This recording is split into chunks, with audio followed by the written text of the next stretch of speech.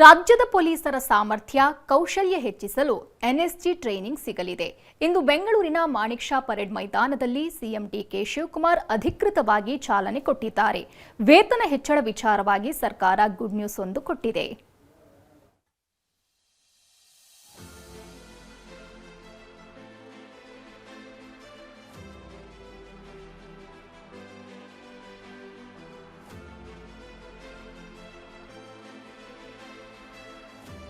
ರಾಜ್ಯದ ಖಾಕಿಗೆ NSG training. ರಾಜ್ಯ police ಪಡೆಯ ಸಾಮರ್ಥ್ಯ ಮತ್ತು ಕೌಶಲ್ಯ ಹೆಚ್ಚಿಸಲು ಎನ್ಎಸ್ಜಿ ಅರ್ಥಾತ್ ರಾಷ್ಟ್ರೀಯ ಭದ್ರತಾ ಪಡೆಯಿಂದ ವಿಶೇಷ ಸಮಗ್ರ ಸಾಮರ್ಥ್ಯ ವೃದ್ಧಿ ತರಬೇತಿ ಕಾರ್ಯಕ್ರಮವನ್ನು ಹಮ್ಮಿಕೊಳ್ಳಲಾಗಿದೆ.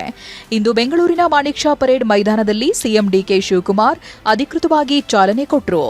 ನಾನು ಮುಂದಿನ ದಿನದಲ್ಲಿ ನಿಮ್ಮ ಗೃಹ ಸಚಿವರು ಮತ್ತು ಅಧಿಕಾರತ್ರ ಚರ್ಚೆ ಮಾಡಿ ಯಾವುದೆಲ್ಲ ರೀತಿ ನಿಮಗೆಲ್ಲ ಸಹಾಯವನ್ನು ಮಾಡಬೇಕು, ಒಂದು ಉತ್ತಮವಾದಂಥ ಬದುಕನ್ನು ತಾವೆಲ್ಲ ನಡೆಸಬೇಕು. ಅದಕ್ಕೆ ನನ್ನ ಸರ್ಕಾರ ಆರ್ಥಿಕ ವ್ಯವಸ್ಥೆಯಲ್ಲಿ ಏನೇ ಸಮಸ್ಯೆ ಇದ್ರೂ ಕೂಡ ನಿಮಗೆ ನಾನು ಮೊದಲನೇ ಪ್ರಾಶಸ್ತ್ಯವನ್ನು ಕೊಟ್ಟು ತೀರ್ಮಾನವನ್ನು ಮಾಡ್ತೇನೆ ಅನ್ನೋ ಮಾತನ್ನ ಈ ಸಂದರ್ಭದಲ್ಲಿ ಹೇಳಲಿಕ್ಕೆ ನಾನು ಬಯಸ್ತಾ ಇದ್ದೇನೆ.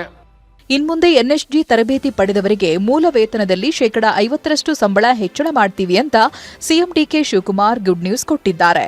ಶಿಸ್ತಿನ ಸಿಪಾಯಿಯಂತೆ ತಾವೆಲ್ಲ ಏನು ನಡೆಸ್ತಾ ಇದ್ದೀರಿ, ಈ ದೇಶವನ್ನು ಕಾಯ್ತಾ ಇದ್ದೀರಿ, ನಿಮ್ಮೆಲ್ಲರೂ ಕೂಡ ಅಭಿನಂದಿಸಿ.